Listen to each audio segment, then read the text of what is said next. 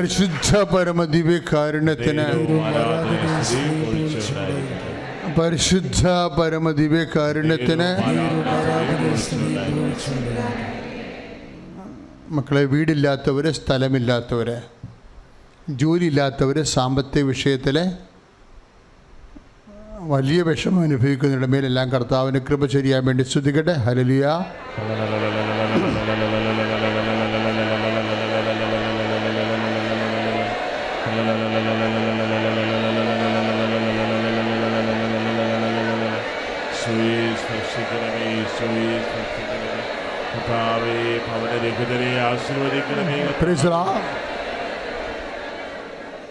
മക്കളുടെ പഠന വൈകല്യമുള്ളവർ, ഓട്ടിസമുള്ള മക്കൾ, പിന്നെ ഒരു കുഴപ്പമില്ല, പക്ഷേ പഠന വൈകല്യമാണ്. ഈ കുത്തിയിരുന്ന് പഠിക്കത്തില്ല, പഠിക്കണം മനസ്സിലാവത്തില്ല, ഭയങ്കര മാർക്ക് കുറവാണ്. എപ്പോഴും നമ്മൾ ടീച്ചറെ വിളിച്ചിട്ട് ക്ലാസ്സിൽ പോകാനേ നമുക്ക് നേരെയുള്ളൂ. നമുക്ക് പേടിയാണ് അവൻ്റെ റിസൾട്ട് കിട്ടുമ്പോൾ, കാർഡ് കിട്ടുമ്പോൾ. അങ്ങനെ കുഞ്ഞുങ്ങളെ സമർപ്പിച്ച് പ്രാർത്ഥിക്കേണ്ട സമയമാണിത്. പിന്നെ നമ്മുടെ മക്കൾ ഏതെങ്കിലും വഴിപ്പിഴകിൽ തെറ്റായ ബന്ധങ്ങളിൽ പോയി ചാടി എപ്പോഴും മൊബൈലും ഭ്രാന്തി പിടിച്ച പോലെ നടക്കുന്ന കുറേ കുടുംബങ്ങൾ സങ്കടപ്പെട്ട് ജീവിക്കുന്നുണ്ട്. അവരെല്ലാം പരിശുദ്ധ അമ്മയല്ലേ, മക്കളുടെ അമ്മ. അമ്മയ്ക്ക് ഏൽപ്പിക്കുക, എൻ്റെ മകനെ, എൻ്റെ മകളെ അമ്മയ്ക്ക് ഏൽപ്പിക്കുന്നു. അമ്മ ഈശോയുടെ മുമ്പിൽ അവരെ ഏൽപ്പിച്ച് എൻ്റെ കുഞ്ഞുങ്ങളെ സംരക്ഷിക്കണമെന്ന് പ്രാർത്ഥിക്കുക. മൗനമായി പ്രാർത്ഥിച്ചുകൊണ്ടിരിക്കുക, മക്കളെ സമർപ്പിച്ച് പ്രാർത്ഥിച്ചുകൊണ്ടിരിക്കുക.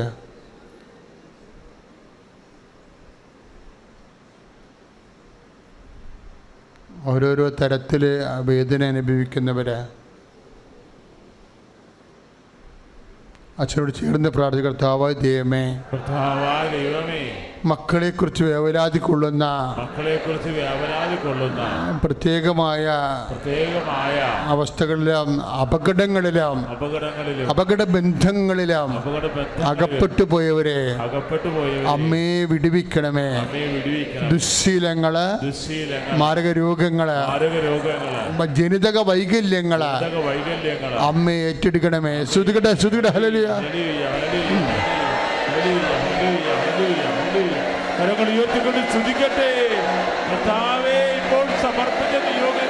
മക്കളില്ലാത്തവർക്ക് വേണ്ടി പ്രാർത്ഥിക്കട്ടെ.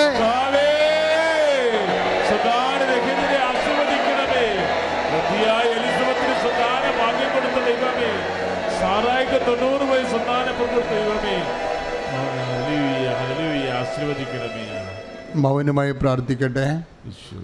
ഏതെങ്കിലും വിഷയം വിട്ടുപോയിട്ടുണ്ടെങ്കിൽ ഇപ്പോഴും ലോകം മുഴുവനുള്ള ഈ പ്രോഗ്രാം ലൈവായി കൂടുന്ന എല്ലാവരും പ്രാർത്ഥിക്കട്ടെ. ഏതെങ്കിലും വിഷയം വിട്ടുപോയിട്ടുണ്ടെങ്കിൽ അത് പരിശുദ്ധ അമ്മയോട് ചേർന്ന് കൂട്ടിച്ചേർക്കട്ടെ. മക്കളില്ലാത്തവർ അടിവയറ്റി തൊട്ട് പ്രാർത്ഥിച്ചപ്പോൾ നേരത്തെ നമ്മൾ അവർക്ക് വേണ്ടി പ്രാർത്ഥിച്ചിരുന്നു. ഇപ്പോഴത് വീണ്ടും ഓർക്കാൻ ആവശ്യപ്പെടുന്നു.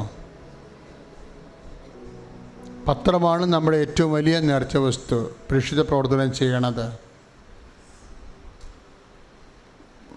ഒരു മരിയ ശുശ്രൂഷക്രമമാണ് നമുക്കുള്ളത്. അമ്മയെ പ്രതിഷ്ഠിച്ച മാസമാണ് ഒക്ടോബർ 25, 2003 പ്രതിഷ്ഠിച്ചു. അതിൻ്റെ പേരിലാണ് എല്ലാ ഒക്ടോബർ മാസവും 4-ാം ശനിയാഴ്ച നമ്മൾ റാലി നടത്തുന്നത്. ആ റാലി എന്ന് പറയുമ്പോൾ ഇപ്പോൾ വന്ന് 1,00,000 പേര് വരെ പങ്കെടുക്കുന്ന വലിയ പ്രാർത്ഥനാ റാലിയായി അത് ദൈവം ഉയർത്തി. പക്ഷേ നമുക്കൊരു 15 ലക്ഷത്തോളം ജപമാലയാണ് ഇപ്പോൾ നമുക്ക് കിട്ടിയത്. അങ്ങനെ 2003 മുതലുള്ള റാലിയിലൂടെ 1 കോടി ജപമാലയാണ് കൃപാസനത്തിൻ്റെ ആധ്യാത്മിക ആസ്തി, മധ്യസ്ഥ പ്രാർത്ഥന. അതിൽ നിന്നാണ് ഈ ലേറ്റക്കാൻ്റെ പേർ റിക്വസ്റ്റ് ഇത്രയും ശക്തമായ രീതിയിൽ വരണത്. ഇങ്ങനെ പുതിയ പുതിയ പ്രാർത്ഥന കാലത്തിനൊപ്പിച്ചുള്ള ദൈവജനത്തിൻ്റെ ആശ്വാസ നടപടികൾ വരണത് അതുകൊണ്ടാണ്. പക്ഷേ വിശുദ്ധിയോടെ ജീവിക്കണം, ആരുടെ പേരിൽ ആരുടപടി ചെയ്താലും. പക്ഷേ അക്രൈസ്തവർക്ക് അങ്ങനെയുള്ള നിബന്ധന ഒന്നും ലൈറ്റക്കാൻ്റെ പേർ റിക്വസ്റ്റിനില്ല. ലൈറ്റക്കാൻ്റെ പേർ റിക്വസ്റ്റ് ഇപ്പോൾ ഭയങ്കര ആശ്വാസമായി. കാര്യം എന്താണ്? ലൈറ്റക്കാൻ്റെ പേർ റിക്വസ്റ്റിലൂടെ ഒത്തിരിയേറെ ആൾക്കാർ അമ്മയുടെ ആശ്വാസവും അനുഗ്രഹവും പ്രാപിക്കുന്നുണ്ട്. അപ്പം അതിൻ്റെ സ്റ്റെപ്സ് എല്ലാം നിങ്ങൾ പത്രത്തിൽ നോക്കി മനസ്സിലാക്കിയാൽ മതി. ലൈറ്റക്കാൻ്റെ പേർ റിക്വസ്റ്റിൻ്റെ ആസ്തി എന്ന് പറയണത് 2003 തൊട്ട് അർപ്പിച്ച 1 കോടി ജപമാലയാണ്. അതുകൊണ്ടാണ് നിരീശ്വരവാദികൾ തൊട്ടാൽ പോലും അവർക്ക് അനുഗ്രഹം കിട്ടും. കാര്യം അത് അവരുടെ വിശ്വാസത്തെ അടിസ്ഥാനപ്പെടുത്തിയല്ല. ലക്ഷക്കണക്കിന് മനുഷ്യരെ കാൽനൂറ്റാണ്ടായിട്ട് പ്രാർത്ഥിക്കുന്ന ഒരു 15 കൊല്ലം പ്രാർത്ഥിച്ച പ്രാർത്ഥനയുടെ ആസ്തിയിലാണ് അവർ പ്രാർത്ഥിക്കുന്നത്. അതുകൊണ്ടാണ് ഈ ഉടമ്പടി ഇരിക്കുന്നവർ വരെ പുതിയ കാര്യം ഉണ്ടായാൽ നമുക്ക് ഉടമ്പടി പുതുക്കണവരെ പിന്നെ കാത്തിരിക്കണ്ടേ. അതുകൊണ്ടാണ് അവരോട് പറയണത് നിങ്ങൾ ലൈറ്റക്കാൻ്റെ പെർ റിക്വസ്റ്റ് ഇടാൻ പറയുന്ന കാര്യം. പുതിയ കാര്യം ഉണ്ടാകത്തില്ല ചിലപ്പോൾ 90. അപ്പോൾ അങ്ങനെ വരുമ്പോൾ ഉടനെ നിങ്ങൾ ചെയ്യേണ്ടത് ലൈറ്റക്കാൻഡിൽ പ്രെയർ റിക്വസ്റ്റ് ഇടണം. അത് നമ്മുടെ കുഞ്ഞുങ്ങളെ കൊണ്ട് ചെയ്യിക്കുക. എല്ലാവർക്കും അറിയാം അത്. ഇപ്പോൾ നമ്മുടെ മക്കളെല്ലാം 6ാം ക്ലാസ് 3ാം ക്ലാസ്സുകാരെല്ലാം ലൈറ്റക്കാൻഡിൽ പ്രെയർ റിക്വസ്റ്റ് ഇടുന്നുണ്ട്. അത് അവർക്കെല്ലാം അറിയാം. അപ്പോൾ അതുകൊണ്ട് മുതിർന്നവർ ചിലപ്പോൾ അറിയാൻ പാടില്ലെങ്കിലും അവരോട് പറഞ്ഞ് ചെയ്യിച്ചാൽ മതി. എന്ത് ചെയ്യണമെന്ന് പറഞ്ഞു കൊടുത്താൽ അവർ ടിക്കറ്റ് ചെയ്യാൻ ചെയ്യും. അത് ചെയ്ത് നോക്കുക. അപ്പോൾ കാര്യം അത് നമുക്ക് ഉറപ്പാണത്. കാര്യം അതിൻ്റെ അത്രയും വലിയ ഒരു ആധ്യാത്മിക യാതനാ പ്രാർത്ഥനയുടെ വിശ്വാസവും പ്രത്യാശയും സ്നേഹവും അല്ലേ അതിൽ നമുക്ക് ഇൻവെസ്റ്റ് ആയിരിക്കണത്. അത് പ്രയോജനപ്പെടുത്താൻ നോക്കണം. പിന്നെ എല്ലാ വർഷവും നവംബറിൽ ഇപ്പോൾ ഇവിടെ തന്നെയാണെങ്കിലും സ്റ്റാഫ് എല്ലാം ചേഞ്ച് ചെയ്യുകയാണ്, ഷിഫ്റ്റ് ചെയ്യുന്നത്. ആരും മാറ്റണില്ല, ഷിഫ്റ്റ് ചെയ്യുന്നത്. നവംബർ തൊട്ടാണ് നമുക്ക് ഇങ്ങനെ ശുശ്രൂഷയുടെ ആണ്ടുപിറവ് വരുന്നത്. എല്ലാ കൊല്ലം ഇതുപോലെ മാറ്റും. പുതിയ സ്റ്റാഫിന് ശുശ്രൂഷ പ്രവർത്തിക്കാൻ ആഗ്രഹമുണ്ടെങ്കിൽ നിങ്ങൾക്ക് ഓഫീസിൽ പേര് രജിസ്റ്റർ ചെയ്യാവുന്നതാണ്. പേര് രജിസ്റ്റർ ചെയ്ത സമയമാകുമ്പോൾ നിങ്ങളെ ശുശ്രൂഷയ്ക്ക് വിളിക്കുന്നതായിരിക്കും. 2 ലക്ഷം മനുഷ്യരുടെ ഇടയിൽ കാര്യം കാണാൻ വേണ്ടി നിങ്ങൾ ചുമ്മാ ദൈവത്തിനും ദുർവിനിയോഗിക്കുമ്പോൾ തോന്നരുത്. കാര്യം ഇത് ഉടമ്പടിയാണ്. അപ്പം അതിൻ്റെ അകത്ത് ഉടമ്പടിയാണെന്നുള്ള ബോധം ഉണ്ടാകണം എപ്പോഴും നമുക്ക്. അപ്പം അതുകൊണ്ട് അത് ദൈവദൃശ്യം നിങ്ങൾ കറക്റ്റായിട്ട് നിന്നാൽ ചേർച്ചപ്പറ്റി ആ 2 കുഞ്ഞുങ്ങളെ പ്രസവിച്ചെന്ന് പറഞ്ഞില്ലേ ഉടമ്പടി പുതുക്കിയപ്പോൾ അവരെന്താ ചെയ്തതെന്നറിയാമോ? അവർ ആൾക്കാരെ കയറി വന്നിട്ട് എന്നോട് പറഞ്ഞ് ഇനി എന്ത് ചെയ്യും, 20 വയസ്സായി, 20 കൊല്ലമായി. ഞാൻ പറഞ്ഞു ഇനി കൊന്നു ഞാൻ നോക്കും നീ കർത്താവിൻ്റെ കാലിലെ തൊട്ടേ. അവർ തൊട്ട് ഇനി ആ മാതാവിനോട് ചെന്ന് പറഞ്ഞേ കൊച്ചിനെയും കൊണ്ടൊന്ന് സാക്ഷ്യം പറഞ്ഞോളാവും. അത്രയേ ഉള്ളതിന് 1 സെക്കൻഡ് മതി. 1 സെക്കൻഡ് കൊണ്ട് നിൻ്റെ 2 കുഞ്ഞുങ്ങളാണ് ആ ആഴ്ചയിൽ അവർ പ്രഗ്നൻ്റ് ആയത്. 2 കുഞ്ഞുങ്ങളാണ്. അപ്പം അതാണ് കാര്യങ്ങൾ. അതുകൊണ്ടാണ് നിങ്ങൾക്ക് സീരിയസ്നെസ് അറിയാൻ പറ്റും. ഒക്കട്ടെ ഒത്താ എന്നൊക്കെ പറഞ്ഞുകൊണ്ട് വരും. അപ്പം അതുകൊണ്ട് അങ്ങനെ ചെയ്യരുത്. ഞാൻ നോക്കണം ദൈവത്തോട് നിങ്ങൾ സത്യസന്ധരാണ്, വിശ്വസ്തരാണ്, സീരിയസ് ആണെന്നേ നോക്കത്തുള്ളൂ. ഞാൻ അപ്പോഴും എല്ലാവരും അങ്ങനെ ഇവിടെ ഇരിക്കണ എല്ലാവരും ഈ കൗൺസിലൊക്കെ വരുമ്പോൾ ഇടയ്ക്ക് പ്രശ്നം ഉണ്ടാകുന്നതാണ്. കാര്യം ഞങ്ങൾ മൈന്യൂട്ട് വരെ ശ്രദ്ധിക്കും. നിങ്ങളെന്താണ് ചെയ്തത്, നിങ്ങൾ തന്നെയാണ് ആ പ്രാർത്ഥനയ്ക്ക് വന്നത്, അതാ വേറെ ആൾക്കാരെ കൊണ്ട് പ്രാർത്ഥനയ്ക്ക് വിളിച്ചിട്ട് ചീട്ട് മേടിച്ചിട്ട് പുതുക്കാൻ വേണ്ടി വന്നിരിക്കുകയാണ്. അപ്പോൾ ഇന്നലെ ഒരു ചേട്ടത്തി തൈക്കാട്ടുശ്ശേരി വന്നു. തൈക്കാട്ടുശ്ശേരി വരാൻ ആർക്കും അനുവാദമില്ല, ആരെയും വിളിച്ചിട്ടില്ല. എമർജൻസി ഇപ്പം മരിക്കാൻ പോകണമെന്ന് പറഞ്ഞ കേസൊക്കെ എടുക്കും വെച്ചാൽ. പക്ഷേ തൈക്കാട്ടുശ്ശേരി വരാൻ ആർക്കും അനുവാദമില്ല. അപ്പോൾ ഇന്നലെ അവർ വന്നിരിക്കണത് എന്തിനാണെന്നറിയോ? അവരുടെ കയ്യിൽ 3 മാസത്തെ പ്രാർത്ഥന ചീട്ടില്ല. പിന്നെ തിരക്ക് പിടിച്ച് വന്നപ്പോൾ എന്താ പ്രശ്നം? അവരുടേതല്ല, ഭർത്താവ് കാണാൻ ഉടമ്പടി എടുത്തിരിക്കണത്. ഭർത്താവ് വീട്ടിലിരിക്കുകയും ചെയ്യണം, ഭാര്യയെ ഉടമ്പടി കട്ടുകൊണ്ട് വന്നിരിക്കുകയും. നിങ്ങളുടെ ഭാര്യയും ഭർത്താവും ഒക്കെ വീട്ടിലേ ഉള്ളൂ, കൃപാസനത്തിൽ അതൊന്നുമില്ല. കൃപാസനത്തിൽ ആത്മാവാണുള്ളത്. അതെപ്പോഴും ശ്രദ്ധിക്കണം. നിങ്ങൾ ഉടമ്പടി ദൈവത്തോടല്ലേ ചെയ്യണത്. ഇപ്പം ഞങ്ങൾ നോക്കണത് ആരാണ് ചെയ്തതെന്ന് നോക്കത്തുള്ളൂ. അമ്മയുടെ ഉടമ്പടി കൊണ്ട് മകന് വരാൻ പറ്റത്തില്ല. ആ പേര് തിരിക്കണ അതിനാണ്. മകന് വരാം, പക്ഷെ അമ്മ ഉണ്ടാകണം, ഉടമ്പടി എടുത്താളുണ്ടാകണം. അതെപ്പോഴും ഇതിങ്ങനെ കുറേ കാര്യങ്ങളുണ്ട്. അപ്പം അതുകൊണ്ട് ശ്രദ്ധിച്ച് ചെയ്യുക. ദൈവം എനിക്കറിയാമല്ലോ, ഇപ്പോൾ ഈ മരുന്ന് കഴിച്ച് കഴിഞ്ഞാലും ചിലപ്പോൾ 2 ആഴ്ച 3 ആഴ്ച കഴിഞ്ഞോടുകൂടിയാണ് എല്ലാ രോഗങ്ങളും അപ്രത്യക്ഷമാകണ പോലെയാണ് ഉടമ്പടിയുടെ നേച്ചർ. ചിലത് ഉടമ്പടി തീർന്നു. പിന്നെ ആ ബാക്കിയുള്ള കടങ്ങളെല്ലാം അതിൻ്റെ ഒരു കൃപയിൽ അതിൻ്റെ സമയത്തെല്ലാം കർത്താവ് അതിൻ്റെ ചെയ്യും. അപ്പം എൻ്റെ മക്കൾ ആ പ്രാർത്ഥനയുടെ ഉടമ്പടി തീർന്നല്ല, ഇനി എന്താണെന്ന് വെച്ച് കഴിഞ്ഞാൽ തോന്നിവാസം പറയുകയോ നടക്കുകയൊക്കെ ചെയ്യാമല്ലോ. അങ്ങനെയല്ല. ഉടമ്പടി അനുഷ്ഠാനം കുറഞ്ഞാലും ജീവിതത്തിൽ നിങ്ങൾ മാറ്റം വരുത്തരുത്. മാറ്റം വരുത്തിയാൽ നിങ്ങളെ കാര്യം കാണാൻ വേണ്ടി തൽക്കാലത്തേക്കൊരു മൂട് പടം ഈ ചെന്നായി കുറുക്കാൻ ഒരിക്കൽ ഇത് വീണില്ലേ, കയറ്റും ചായത്ത് വീണില്ലേ, അതുപോലെ ഇരിക്കും. അപ്പോൾ ഉടമ്പടി അങ്ങനെ എടുക്കരുത്. കയറ്റും ചായത്ത് വീണിട്ട് പുള്ളി കുറച്ച് നാളത്തേക്ക് 3 മാസത്തേക്ക് ദൈവങ്ങൾ കളിച്ച് നടക്കും. മൂന്നാമത്തെ മാസം കഴിയുമ്പോൾ പിന്നെ പഴയ പരിപാടി. അപ്പോൾ അതൊക്കെ അങ്ങനെ ചെയ്യരുത്. കാര്യം ദൈവത്തോടാണ് ചെയ്യണമെന്ന രീതിയിൽ ജീവിത വിശുദ്ധി നിലനിർത്തണം. വിശ്വാസ പ്രമാണം ചൊല്ലി. Lord Jesus Christ, pour out your spirit, a fair finger, soak with the precious blood, and with the authority of the Catholic Church, the power of Jesus Christ, with the merit of some holy priesthood, I bless and hallow these relics, those used in my grace and peace and power.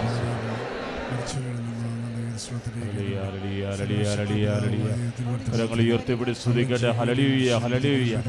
കർത്താവ് നിങ്ങളെ ആശീർവദിക്കാൻ പോവുകയാണ്. ദൈവം നിങ്ങളുടെ ജീവിത മേഖലകൾ ഏറ്റെടുക്കുന്നു. വിദൂര ജില്ലകളിൽ നിന്നുകൊണ്ട്, വ്യത്യസ്തമായ ഭൂഖണ്ഡങ്ങളിൽ നിന്നുകൊണ്ട് ശുശ്രൂഷയിൽ പങ്കെടുക്കുന്നവര്, രാജ്യങ്ങളിൽ നിന്ന് പ്രാർത്ഥിക്കുന്നവര് നിയോഗങ്ങൾ സമർപ്പിക്കട്ടെ. മാരക രോഗങ്ങൾ സൗഖ്യം പ്രാപിക്കുകയാണ്. തീരാവ്യാധികൾ ഈശോ സുഖപ്പെടുത്തുകയാണ്. ദുഃഖദുരിതരെ ഈശോ ആശീർവദിക്കുകയാണ്. സന്താനരഹിതരെയും ഭവനരഹിതരെയും കർത്താവിനെ ആശീർവദിക്കുകയാണ്. Hallelujah, hallelujah, hallelujah, hallelujah, hallelujah. പരിശുദ്ധ പരമ ദിവ്യകാരുണ്യത്തിന് സ്തുതിക്ക് യോഗ്യമായ പരിശുദ്ധ പരമ ദിവ്യകാരുണ്യ ഈശോയ്ക്ക് പരിശുദ്ധ പരമ ദിവ്യകാരുണ്യനാഥന്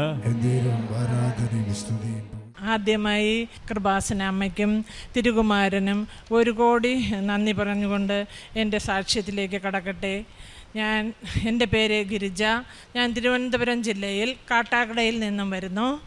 ഞാൻ ആദ്യമായി ഉടമ്പടി എടുക്കുന്നത് 7/6/2024 ഞാൻ ആദ്യമായി ഉടമ്പടിയിൽ വച്ചിരുന്ന ഒരു നിയോഗം എന്ന് പറഞ്ഞിരുന്നത് എനിക്കൊരു ഭവനം വേണം എന്നുള്ളതായിരുന്നു.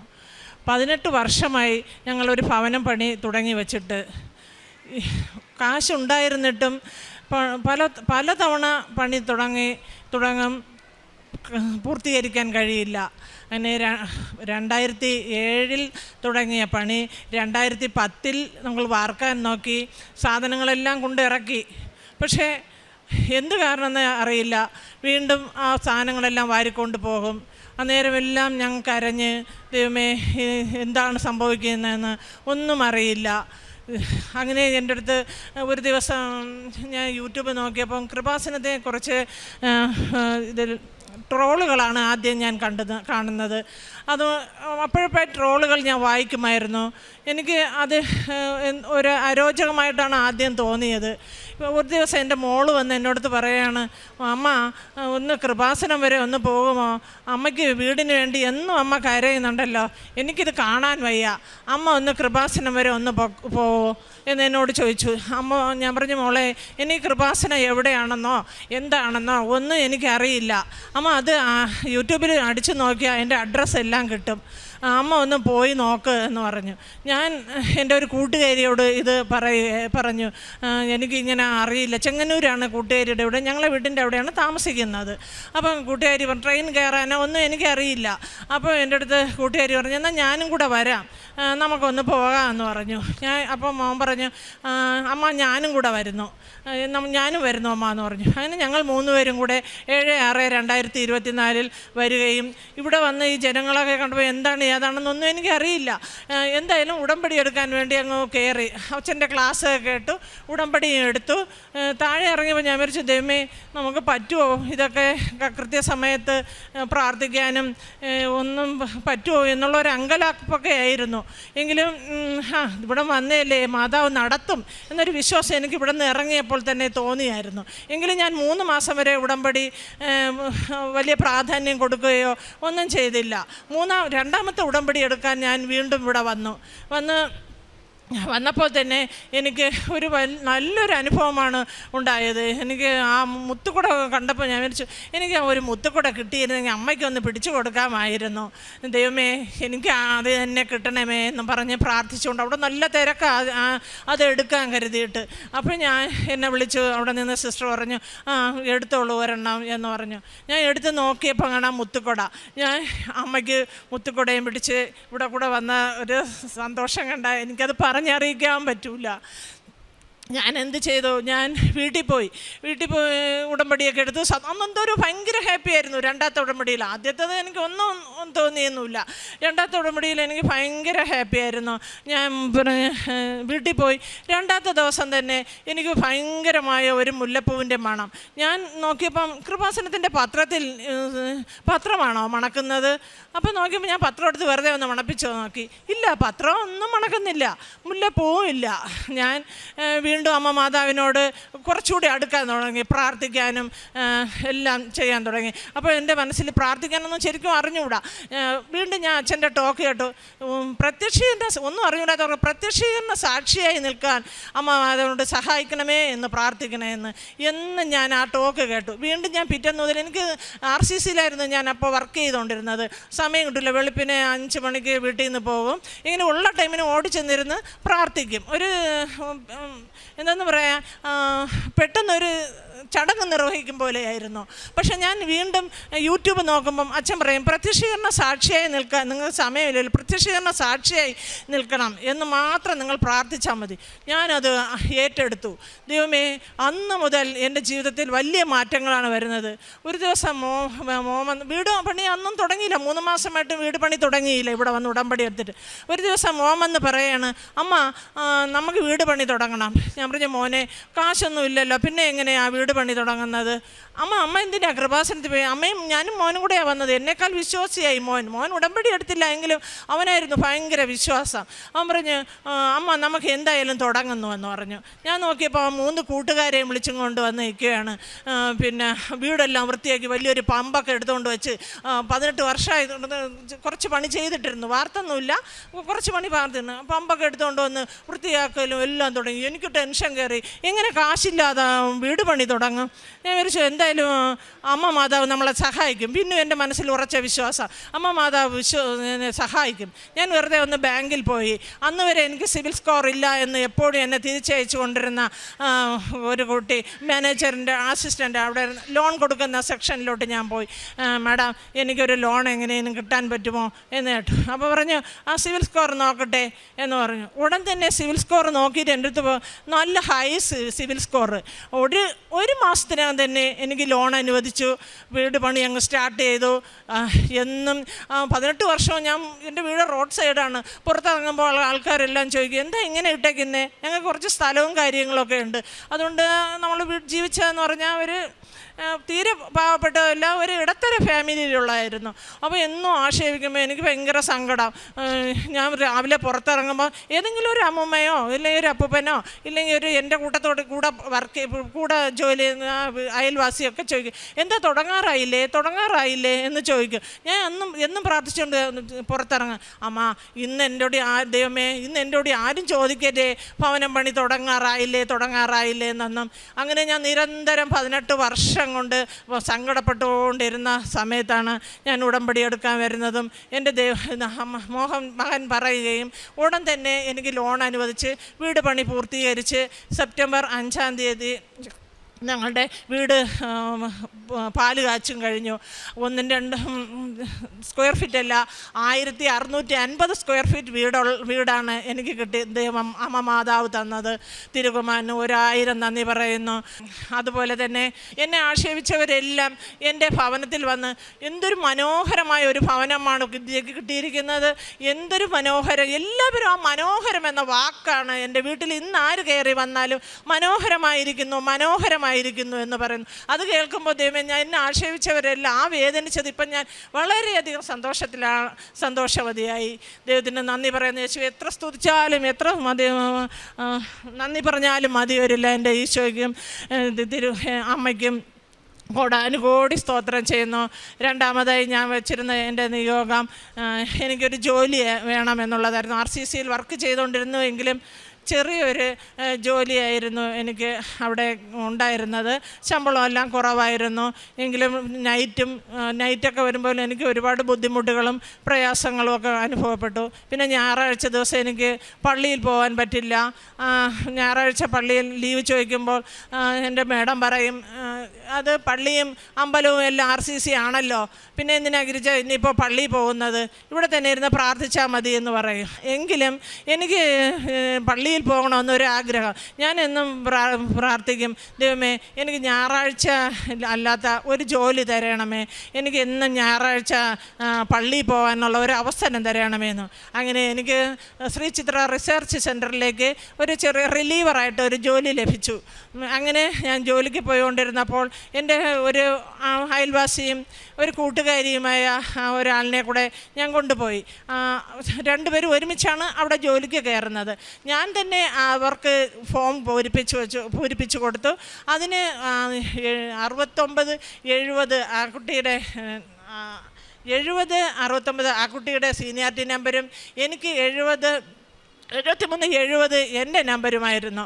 ഞാൻ ഫോം പൂരിപ്പിച്ചു, ജോലി ലഭിച്ചു, റിലീവറായിട്ട് ജോലിയും ചെയ്തുകൊണ്ടിരുന്നു. അങ്ങനെ അടുത്ത് അവിടെ പെർമനൻ്റ് ആകാൻ വേണ്ടിയിട്ട് ഒരു അവസരം വന്നപ്പോൾ ആ കുട്ടി എനിക്കെതിരെ ആരോപണം ഉന്നയിച്ച് എനിക്ക് പുറത്തു പോവേണ്ട ഒരവസ്ഥ വരുത്തി. എങ്കിലും ഞാൻ അന്ന് വളരെ വിഷമിച്ചു. ദൈവമേ, ഞാൻ പ്രേക്ഷിത പ്രവർത്തനം പോലെ കൊണ്ടുപോയതാണല്ലോ. അപ്പോൾ ഞാൻ ഇവിടെ ഉടമ്പടി ചെയ്തിരുന്നായിരുന്നു. പ്രേക്ഷിത പ്രവർത്തനം പോലെ അവരുടെ ബുദ്ധിമുട്ട് പറഞ്ഞു ഞാൻ കൂടെ കൊണ്ടുപോയതാണല്ലോ, എനിക്കെതിരെ തന്നെ ആരോപണം ഉന്നയിച്ചല്ലോ എന്ന് വളരെ വിഷമിച്ച് ഞാൻ അന്ന് എന്നെ ഓഫീസിൽ വിളിച്ചുമായിരുന്നു, എന്താണ് വിഷയം എന്നറിയാൻ കരുതി. ഞാനൊന്നും അറിഞ്ഞില്ല. ദൈവമേ, എനിക്കൊന്നും അറിയില്ല, അവിടെ എന്താണ് നടന്നതെന്ന് പോലും എനിക്കറിയില്ല. എനിക്കെല്ലാം അമ്മമാതാവ് പറഞ്ഞു തരണമേ, എന്താണ് വിഷയമെന്നും പറഞ്ഞ് ഞാൻ ഉടമ്പടി തൈലവും ഉപ്പും എല്ലാം കൊണ്ട് ഞാൻ ഓഫീസിൽ പോയി ഞാൻ ഈ പ്രത്യക്ഷീകരണ പ്രാർത്ഥനയും ചൊല്ലി ഞാൻ എൻ്റെ സാറിൻ്റെ അടുത്ത് പോയെങ്കിലും എനിക്കെതിരെയുള്ള ആരോപണം അങ്ങനെ തന്നെ നിലനിർന്നു. എൻ്റെ അടുത്ത് പുറത്ത് പോകണമെന്ന് എന്നെ ആവശ്യപ്പെട്ടു. ഞാൻ അന്ന് പുറത്ത് പോയി വളരെയധികം വിഷമിച്ച് ഞാൻ പുറത്ത് വന്നിട്ട് ഞാൻ ഈ ഉടമ്പടി തൈലവും ഉപ്പും കാശ് രൂപവും എൻ്റെ കയ്യിൽ തന്നെ മുറുകെ പിടിച്ചുകൊണ്ട് അമ്മ മാതാവേ, ഞാൻ ഒരു തെറ്റും ചെയ്തില്ലല്ലോ, എങ്കിലും ഞാൻ പുറത്ത് വേണ്ടി വന്നല്ലോ. അപ്പം ഞാൻ അമ്മയുടെ മകളല്ലേ ഞാൻ, എന്നിട്ട് എന്താ ഞാൻ ഇങ്ങനെ പുറത്ത് പോകേണ്ടി വന്നതെന്ന് നല്ലവണ്ണം കരഞ്ഞു. വീട്ടിൽ വന്നിരുന്ന് സങ്കടം. പക്ഷേ എങ്കിലും എനിക്ക് കരയരുതെന്നുണ്ട്, എങ്കിൽ അമ്മ മാതാവ് എന്നെ സഹായിക്കുമെന്ന് എൻ്റെ മനസ്സ് പറയുന്നുണ്ടെങ്കിൽ എനിക്ക് സങ്കടം പൊട്ടി വന്നു. വൈകുന്നേരമായപ്പോൾ എൻ്റെ മേഡം വിളിക്കുന്നു, ഗിരിജ, 1 മാസമൊന്നും നീ പുറത്ത് നിൽക്കണ്ട, നാളത്തെ തന്നെ ഡ്യൂട്ടിക്ക് കയറിക്കോളൂ എന്ന് പറഞ്ഞു. ഞാൻ എൻ്റെ അമ്മയ്ക്ക് 1000 നന്ദി പറയുന്നു, തിരുകുമാരനും 1000 നന്ദി അർപ്പിക്കുന്നു. അത് പോയിട്ട് അവിടെ തന്നെ എനിക്ക് സ്ഥിരമായി ജോലി ലഭിക്കുകയും ചെയ്തു. ഈ 51-ാമത്തെ വയസ്സിൽ എനിക്ക് സ്ഥിരമായി തന്നെ അവിടെ ജോലി ലഭിക്കുകയും ചെയ്തു. ഞാൻ എൻ്റെ ദൈവത്തിന് കോടാനുകോടി സ്തോത്രം ചെയ്യുന്നു. ഞാനൊരു ജോലി ആവശ്യപ്പെട്ട് സ്ഥിരമാകുമെന്നോ ഒന്നും ഞാൻ വിചാരിച്ചില്ല. പക്ഷേ അമ്മ എനിക്ക് സ്ഥിരമായി തന്നെ ഒരു ജോലി അവിടെ തന്ന് സഹായിച്ചു. ദൈവത്തിന് നന്ദി പറയുന്നു. യേശുവേ, അത് പോയിട്ട് അടുത്ത 3-ാമത്തെ സാക്ഷ്യം എന്ന് പറയുന്നത്, ഞാൻ എൻ്റെ വിഷമങ്ങളെല്ലാം എൻ്റെ ഇൻസ്റ്റിറ്റ്യൂട്ടിൽ ഞാൻ പറയുമായിരുന്നു, എൻ്റെ കൂട്ടുകാരോടും എല്ലാം. എൻ്റെ വിശ്വാസം അത്ര ഭയങ്കര വിശ്വാസിയായി ഞാൻ. പിന്നെ അന്നേരം ഒരു വിശ്വാസമോ ഒന്നുമില്ലാതെ നടന്ന ഞാൻ ക്ഷമിക്കാൻ പഠിച്ചു. ഒത്തിരി ദേഷ്യ സ്വഭാവമൊക്കെ ഉണ്ടായിരുന്നു. അത് എനിക്ക് മാറ്റിയെടുക്കാൻ കഴിഞ്ഞു. അച്ഛൻ എപ്പോഴും പറയും, എല്ലാം വൃത്തിയും വെടിയിപ്പും വിനയുമായിട്ട് നല്ല ഭംഗിയായി ചെയ്യണമെന്ന് പറയുമായിരുന്നു ഓരോ കാര്യങ്ങളും. ആ ടോക്കൊക്കെ ഞാൻ കേട്ട് എൻ്റെ ജീവിതത്തിലേക്ക് ഞാൻ അഡോപ്റ്റ് ചെയ്യുകയായിരുന്നു. എല്ലാം ഞാൻ ഭംഗിയായി, എന്ത് കാര്യം തൊട്ടാലും ഞാനത് ഭംഗിയായി ചെയ്യുമായിരുന്നു. അങ്ങനെ എൻ്റെ ഇൻസ്റ്റിറ്റ്യൂട്ടിൽ തന്നെ എനിക്ക് ആരോപണം ഉന്നയിച്ച എങ്കിലും എൻ്റെ ഫ്രണ്ട്സുകളെല്ലാം എന്നോടൊപ്പം തന്നെ ഉണ്ടായിരുന്നു. അങ്ങനെ ഒരു കൂട്ടുകാരിക്ക് ഭയങ്കരമായ ബ്ലീഡിങ്, അവർക്കാണെങ്കിൽ ഹസ്ബൻഡും ഇല്ല, പിന്നെ കൊച്ചുമോനും ഒരു മോളും, ഡിഗ്രിക്ക് പഠിക്കുന്ന ഒരു മോളും. എന്നും എന്നോട് സങ്കടം പറയും, ഞാൻ ഹോസ്പിറ്റലിലായാൽ എന്നെ നോക്കാൻ ആരുമില്ല, എനിക്കൊന്ന് പ്രാർത്ഥിക്കാമോ ഗിരിജ എന്ന് ചോദിച്ചു. അപ്പം ഞാൻ പറഞ്ഞു, ഞാൻ പ്രാർത്ഥിച്ചാൽ എങ്ങനെ സുഖം കിട്ടോ എന്തോ എനിക്കറിയില്ല, ഞാൻ എന്നാലും ഒന്ന് നോക്കാം എന്ന് പറഞ്ഞു. ഞാൻ ലാബിലിരിക്കുമ്പോഴേക്കും എന്നെ വീണ്ടും ഫോൺ വിളിക്കും, ചേച്ചി ഒന്ന് വന്നേ, എനിക്കൊന്ന് പ്രാർത്ഥിച്ചതാ എന്ന്. ഞാൻ അവിടെ ആരും കാണാതെ തന്നെ പോയി ഉടമ്പടി തൈലവും ഉടമ്പടി ഉപ്പും എല്ലാം കൊണ്ട് ഞാൻ പുസ്തകം കൂടെ കയ്യിൽ വെച്ചിരുന്നു രഹസ്യമായിട്ട്. വച്ച് പ്രാർത്ഥിച്ചു. അവർക്ക് കണ്ണുനീര് ധാരധാരയായി അവർ ഒഴുകി. അവരുടെ വിശ്വാസം കൊണ്ട് മാതാവേ അങ്ങ് ഒരു അനർത്ഥവും വരുത്താതെ അങ്ങ് അവർക്ക് ഓപ്പറേഷനൊന്നും വേണ്ട എന്ന് പറയും. ഇതിനിടയിൽ 2 DNC ചെയ്യാൻ വേണ്ടി ഡേറ്റ് വിട്ടായിരുന്നു. അവർക്കത് ഭയങ്കരമായിട്ടുള്ള വിഷമം ഇതിൽ അനുഭവിക്കുമായിരുന്നു. ദൈവമേ, ആ ഓപ്പറേഷൻ എല്ലാം മാറ്റി വെച്ച് കൊടുക്കണമേ, അവരെ അന്വേഷിക്കാൻ ആരുമില്ലല്ലോ, അമ്മ മാതാവ് അങ്ങ് ഇടപെടണമേ എന്ന് ഞാൻ ശക്തമായി തന്നെ വിശ്വാസ പ്രമാണം ചൊല്ലി പ്രാർത്ഥിച്ച്